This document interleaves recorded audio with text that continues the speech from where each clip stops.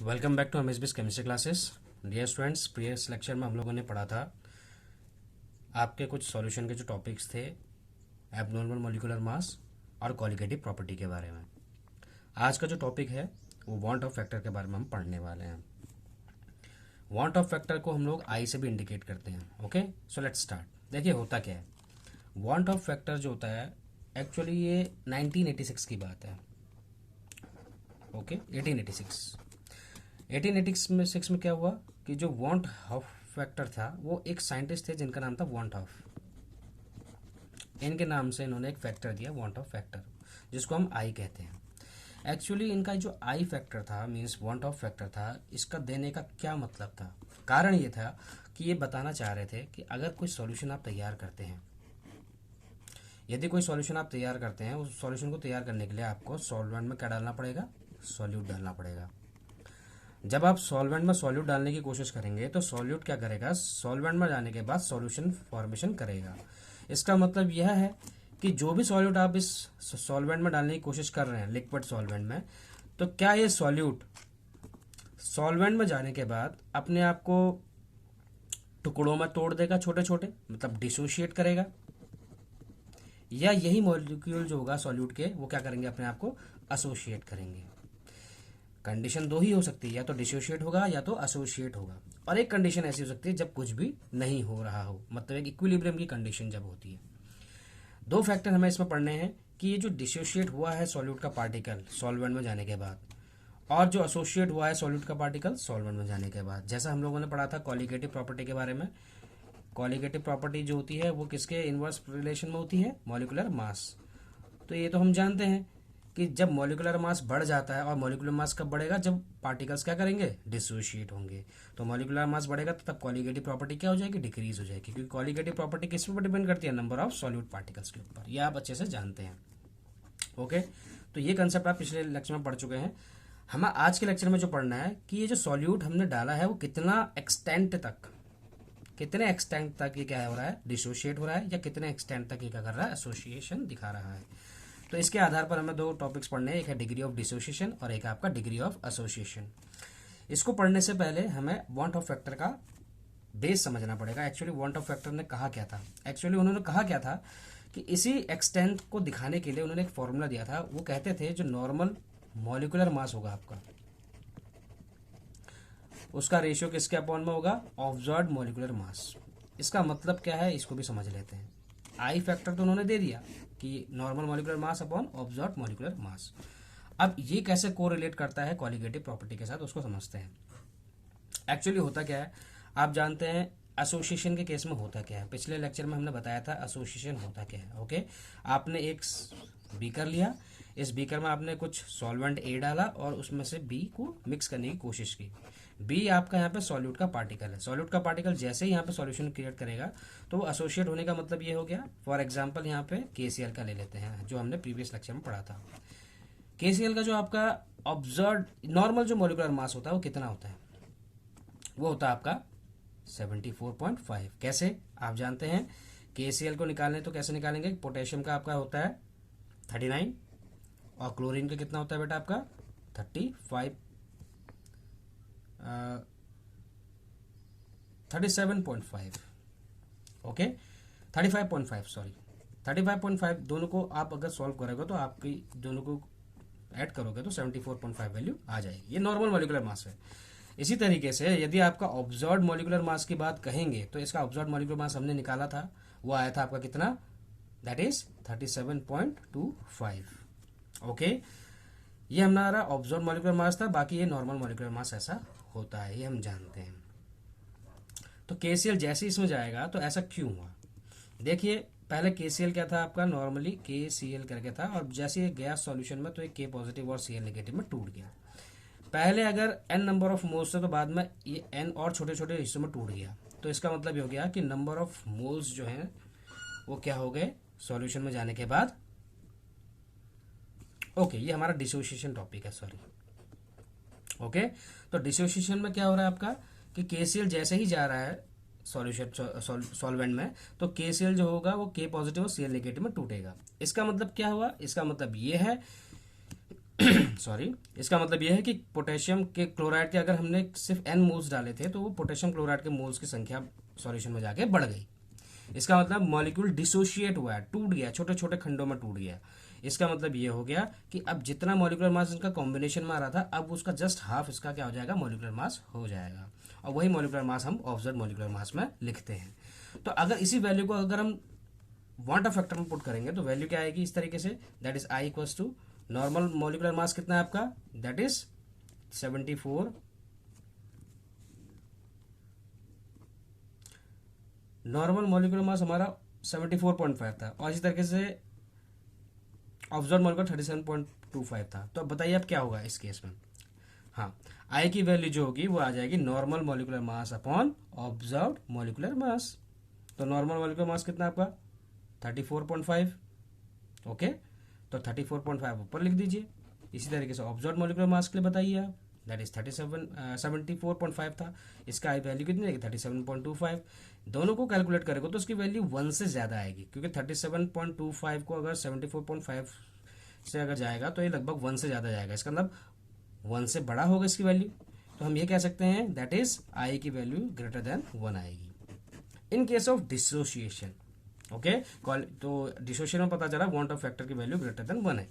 लेकिन अगर यही केस हम एसोसिएशन के केस में पढ़ते हैं तो क्या होगा, आप जानते हैं एसोसिएशन के केस में हमने एग्जांपल लिया था एसिटिक एसिड वाला एग्जांपल। बेंजीन है आपका, अगर ए मान के चलते हैं हम बेंजीन, और बी आप ऊपर से क्या डाल रहे हैं एसिटिक एसिड CH3COOH को आप क्या मान के चलते हैं बी।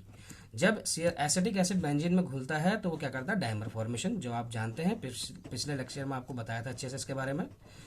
तो डायमर फॉर्मेशन का मतलब ये हो गया कि दोनों जगह से क्या करता है COH अपने ही मॉलिक्यूल के साथ क्या करता है हाइड्रोजन बॉन्डिंग क्रिएट कर देता है इन दोनों के बीच में और यहाँ इन दोनों के बीच में, जिस वजह से इसका मॉलिक्यूलर मास जो पहले CH3COH की कंडीशन में था दैट इज 60, अब वो डायमर होने के बाद डायमराइजेशन प्रोसेस यहाँ पर होती है और डायमराइजेशन प्रोसेस हाइड्रोजन बॉन्ड की वजह से यहाँ पे स्टार्ट होती है। तो इस वजह से इसका मॉलिक्यूलर मास कितना हो जाता है CH3COH होल ट्वाइस मान लो, मतलब 120 मॉलिक्यूलर मास इसका हो जाता है। मॉलिक्यूलर मास बढ़ गया है। मॉलिक्यूलर मास बढ़ने का मतलब क्या हुआ कि अगर n मॉलिक्यूल्स ऑफ CH3COH आपने इसमें डाले हैं, मीन्स 2n नंबर के CH3COH मॉलिक्यूल अगर आपने इसमें डाले हैं, तो इसका मतलब अब यहाँ पर सारे के सारे 2 मॉलिक्यूल मिलकर एक बनाएंगे, तो जस्ट हाफ 2n का that is n molecules of CH3COH आपको सॉल्यूशन में मिलेगा। इसका मतलब ये हो गया कि number of moles of solute पहले ज़्यादा थे लेकिन सॉल्यूशन में जाने के बाद कम हो गए। इसका मतलब यह है कि इसकी जो क्वालिटेटिव प्रॉपर्टी है वो डिक्रीज हो गई है, क्योंकि हम जानते हैं मॉलिक्यूलर मास क्या हो गया, बढ़ गया है। मॉलिक्यूलर मास अगर बढ़ गया है तो क्वालिटेटिव प्रॉपर्टी डिक्रीज हो जाएगी, क्योंकि ये इनवर्स रिलेशन में है, एक बढ़ेगा तो दूसरा घटेगा। इतनी बातें आपको समझ में आ गई एसोसिएशन डिसोसिएशन के बारे में। क्या हम इस हिसाब से इसका ऑब्जर्व्ड और नॉर्मल मॉलिक्यूलर मास कैलकुलेट करें जैसे अभी हमने KCl के लिए किया था? तो देखिए, जैसे हम लोगों ने अभी देखा कि CH3COH, और जब CH3COH सॉल्यूशन में जाता है तो किस तरीके से वो क्या करता है, फॉर्मेशन करता है डायमर का। तो हम जानते हैं ऐसे केस में अगर हम किसकी बात कर रहे हैं, एसोसिएशन की बात कर रहे हैं, तो एसोसिएशन में आपका जो भी वैल्यू आई है CH3COH के लिए, उसकी नॉर्मल वैल्यू है आपकी 60, आपने देखा था, और जब आपने उसका ऑब्जर्व किया मॉलिक्यूलर मास तो वो 120 निकल के आया। तो क्या हम यहाँ पर आई की value normal molecular mass that is 60, observe molecular mass that is 120, तो इसकी वैल्यू आपको क्या लगती है कितनी आनी चाहिए, दैट इज 0.5। क्या ये वैल्यू 0.5 1 से लेस है, तो इसका मतलब आई की वैल्यू इसके लिए लेस देन 1 रहती है, और यहाँ पर आई की वैल्यू ग्रेटर देन 1 थी। तो इससे आपको ये चीज़ पता चली कि एसोसिएशन के केस में जो आपका वांट ऑफ फैक्टर होता है वो ग्रेटर देन 1 होता है। तो क्या हम इसको समराइज कर सकते हैं इस बेस पर, यदि एसोसिएशन हो जाए सॉल्यूट के पार्टिकल्स का सॉल्यूशन में जाने के बाद, और यदि डिसोसिएशन हो जाए, ओके, जब एसोसिएशन हो जाए तो वांट ऑफ फैक्टर कितना हो जाता है, लेस देन 1 आ जाता है वैल्यू। इसी तरीके से अगर डिसोसिएशन होता है वांट ऑफ फैक्टर की वैल्यू ग्रेटर देन 1 पहुंच जाती है। ओके, क्या हो यदि कंडीशन इक्विलिब्रियम की हो, इसका मतलब वो सॉल्यूट जैसे ही आपका किस में गया है सॉल्यूशन में, तो ना एसोसिएशन हुआ ना कोई डिसोसिएशन हुआ, तो ऐसे केस में क्या होगा, आई की वैल्यू कितनी हो जाएगी, ना ग्रेटर देन 1 ना less than 1, that is equal to 1। तो ये 3 कंडीशन के आधार पर आपको न्यूमेरिकल्स पूछे जाते हैं जो आपको बहुत अच्छे से आने चाहिए। ओके, क्योंकि हम जानते हैं कॉलिगेटिव प्रॉपर्टी क्या होती है, मॉलिक्यूलर मास के इनवर्स रिलेशन में होती है। तो हम वांट ऑफ फैक्टर की वैल्यू 2 तरीके से और लिख सकते हैं। हम देख सकते हैं observed value of colligative property, CP means colligative property, upon calculated value of colligative property, किसकी, उस सॉल्यूट की, okay. Calculated value of colligative property, हमें यहाँ पे क्या एज्यूम करना पड़ेगा, एज्यूमिंग नो एसोसिएशन या डिसोसिएशन। एक तो ये फॉर्मूला आपके पास, पहले तो आपको ऑब्जर्व वैल्यू देखनी है कॉलिगेटिव प्रॉपर्टी की, ओके। उसकी वैल्यू यहाँ पुट करोगे, अपॉन में कौन सी वैल्यू पुट करनी है आपको, कैलकुलेटेड वैल्यू उस कॉलिगेटिव प्रॉपर्टी की, ये मानते हुए चलना है कि कोई एसोसिएशन और कोई डिसोसिएशन नहीं हुआ है। दूसरा फॉर्मूला इसका ऐसे लिख सकते हैं हम कि जो नंबर ऑफ पार्टिकल्स हैं जब एसोसिएशन हो गया या फिर डिसोसिएशन हो गया हो, number of particles after association और डिसोसिएशन, वो वैल्यू यहाँ रखनी है, अपॉन जितने नंबर ऑफ पार्टिकल्स कब थे, before association and before dissociation. तो हम लिख सकते हैं बिफोर एसोसिएशन और डिसोसिएशन। तो इससे एक नया फॉर्मूला निकल के आया है, इसकी वैल्यू इसमें भी पुट करके आप न्यूमेरिकल को डील कर सकते हैं। अब हम इतनी चीज़ें पढ़ चुके हैं और हमें यहाँ भी पता है कि colligative property inverse of molecular mass होता है। इतनी बातें समझ में आ गई हमें। कॉलिगेटिव प्रॉपर्टी बढ़ जाए इसके लिए हमें क्या चाहिए होगा कि मॉलिक्यूलर मास उसका डिक्रीज हो जाए, और मॉलिक्यूलर मास डिक्रीज कब होता है, in case of association, molecular in case of association, जिसमें आपका एसिटिक एसिड जो होता है वो एसोसिएट होकर 120 मॉलिक्यूलर मास बढ़ा जाता है जब बढ़ता है, और घटता है तो आपका डिसोसिएशन के केस में। तो डिसोसिएशन के केस में कॉलिगेटिव प्रॉपर्टी वैल्यू क्या हो जाएगी, बढ़ जाएगी, और एसोसिएशन के केस में कॉलिगेटिव की प्रॉपर्टी की वैल्यू क्या हो जाएगी, डिक्रीज हो जाएगी। ये आपको पता होना चाहिए, ओके। तो आप बाकी जितने भी कॉलिगेटिव प्रॉपर्टीज की वैल्यूज थी उन पर ये डिपेंड कर रहा है वांट ऑफ फैक्टर, ये हमें समझ में आ गया। तो वांट ऑफ फैक्टर को हम कॉलिगेटिव प्रॉपर्टी से अगर को रिलेट करते हैं तो उसके रिलेशंस निकलते हैं। तो हम देख सकते हैं relationship between want Hoff factor and colligative property. Want Hoff factor और कॉलिगेटिव प्रॉपर्टी के बीच में रिलेशन देखते हैं। हम जानते हैं पहली कॉलिगेटिव प्रॉपर्टी कौन सी थी बेटा, relative lowering of vapour pressure. दूसरी प्रॉपर्टी जो थी वो थी आपकी एलिवेशन इन बॉइलिंग पॉइंट। तीसरी प्रॉपर्टी थी आपकी डिप्रेशन इन फ्रीजिंग पॉइंट,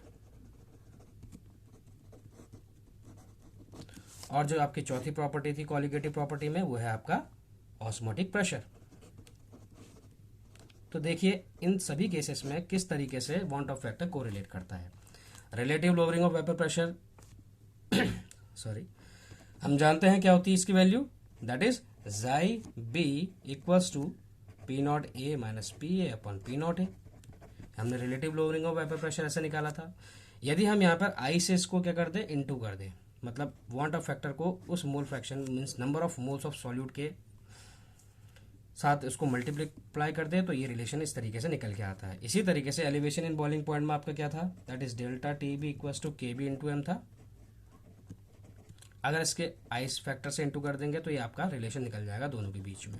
ऐसे ही फ्रीजिंग पॉइंट के लिए डेल्टा टी एफ के एफ इंटू एम, तो इसके आगे आइस से इंटू कर दिया तो आपका ये फॉर्मूला निकल के आ गया, relation between colligative property and van't Hoff factor. Osmotic pressure में क्या था आपका, that is pi equals to N R T upon V. तो क्या हम इसको ऐसा लिख सकते हैं, आई से इंटू कर दें, pi equals to i into N R T upon V, या हम दूसरा फॉर्मूला इसका कैसे लिखते हैं, pi equals to C R T लिखते हैं। अगर इसके आगे हम आई से इंडिकेट कर देंगे तो ये आपका ऑस्मोटिक प्रेशर का दूसरा फॉर्मूला तैयार हो जाएगा। अब इनके बेस पर आपको क्या करना है, न्यूमेरिकल्स करने हैं। स्टूडेंट्स हम आपको न्यूमेरिकल जो है सबसे लास्ट में कराएंगे ताकि आपको एक कंटिन्यूएशन बना रहे। थ्योरेटिकल पार्ट अलग से करेंगे और न्यूमेरिकल पार्ट अलग से किया जाएगा। हर एक टॉपिक के बारे में आपको न्यूमेरिकल्स जरूर किए जाएंगे, एटलीस्ट 2 या 3 न्यूमेरिकल्स जरूर कराने की कोशिश रहेगी। आज का टॉपिक यहीं तक रखते हैं। आज हमने पढ़ा था वांट ऑफ फैक्टर के बारे में, किस तरीके से कॉलिगेटिव प्रॉपर्टी की वैल्यू मॉलिक्यूलर मास पर डिपेंड करती है। वांट ऑफ फैक्टर के जितने पॉसिबल फॉर्मूले हो सकते हैं हमने वो देखे। इसके अलावा हमने यह भी देखा कि एसोसिएशन और डिसोसिएशन केस में वांट ऑफ फैक्टर की वैल्यू क्या होती है। आई होप कि आज का टॉपिक आपको अच्छे से समझ में आया होगा। यदि आपकी कोई क्वेरीज हो तो कमेंट सेक्शन में ज़रूर पूछिए। Till then keep doing work hard.